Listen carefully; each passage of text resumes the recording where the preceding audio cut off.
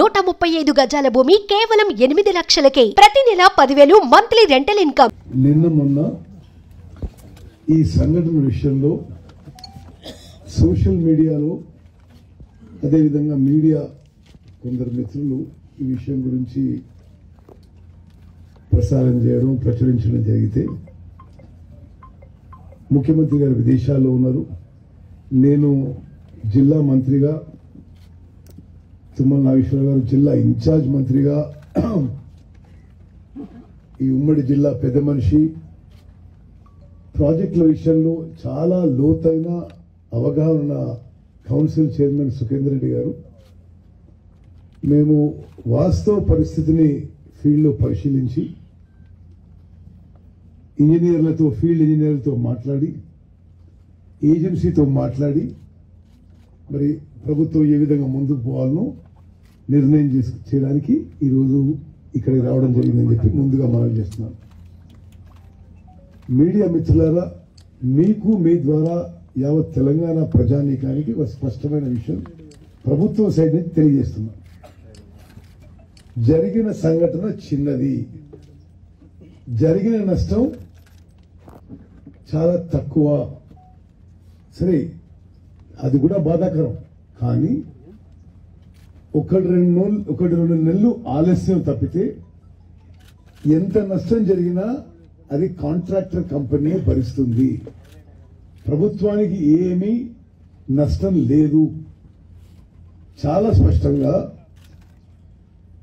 ఈ ప్రాజెక్టు ఇంకా పూర్తి కాలేదు, నిర్మాణంలో ఉంది. నిర్మాణంలో ఉన్న ప్రాజెక్టు పూర్తి చేసి అన్ని విధాలుగా పూర్తయిన తర్వాత ప్రభుత్వానికి అప్పచెప్పాలి. ప్రస్తుతం నిర్మాణంలోనే ఉంది. మరి జరిగిన సంఘటన, యాక్సిడెంట్ దురదృష్టకరం, బాధాకరం. కానీ ఆ విషయాన్ని ఏదో జరిగిపోయినట్టు కొంతమంది అపోజిషన్ లీడర్స్ మాట్లాడుతున్నారు. కొంత స్పష్టంగా క్లారిటీ ఇస్తున్నా. ఈ సంఘటన వల్ల 1-2 నెలలు ఆలస్యం అవుతుంది. నష్టం, ప్రాణ నష్టం ఏం జరగలేదు. ఈ జరిగిన డ్యామేజ్ 10-15 crores ఎంతైనా సరే కాంట్రాక్టర్ కంపెనీ వాళ్లే భరిస్తారు. ఈ విషయం చాలా స్పష్టంగా మేము మనకు చేసుకున్నాం. అదేవిధంగా సుఖేందర్ రెడ్డి గారు వారి అపారమైన అనుభవంతో, అవగాహనతో చాలా స్పష్టంగా చెప్పింది. అసలు ఈ పరిస్థితి రావడానికి బీఆర్ఎస్ పార్టీ, బీఆర్ఎస్ ప్రభుత్వమే కారణము. 10 ఏళ్ల పాటు అధికారంలో ఉండి ఎస్ఎల్బీసీ టనల్ పనులని పూర్తి చేస్తుంటే అనేక విధాలుగా ఉమ్మడి నల్గొండ జిల్లాకి, హైదరాబాద్ నగరానికి, డ్రింకింగ్ వాటర్ కి అన్నిటికీ ఉపయోగపడేది. ఏ విధంగానైతే గత బీఆర్ఎస్ ప్రభుత్వం నార్త్ తెలంగాణకి కాళేశ్వరం ప్రాజెక్టుకి ఇంపార్టెన్స్ ఇచ్చిందో, లక్షల కోట్లు ఖర్చు పెట్టిందో, కృష్ణా బేసిన్ కి, దక్షిణ తెలంగాణ ప్రాజెక్ట్స్ కి ఇంపార్టెన్స్ ఇవ్వలేదు.